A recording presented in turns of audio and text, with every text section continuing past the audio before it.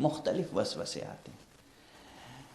معصوم سے پوچھا گیا، مخلص صحابہ نے آ کر معصومین سے پوچھا، آقا دل میں وسوسے آتے ہیں، شک آتے ہیں، شبہے آتے ہیں۔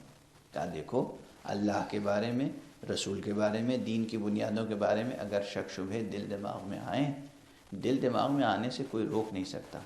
جب تک زبان سے کہو گے نہیں تب تک تمہارے اوپر کوئی گناہ نہیں۔ وسوسے، خیالات، باطل خیالات، اوہام آئیں گے، ہجوم آئے گا، مگر اس کو اس طرح قبول کر لینا کہ اس کو پھر زبان سے ادا کر دینا۔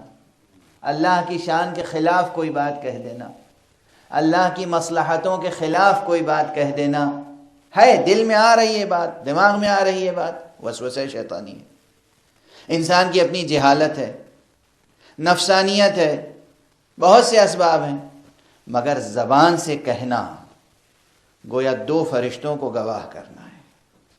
جس کے سامنے کہہ رہے ہیں اس کو گواہ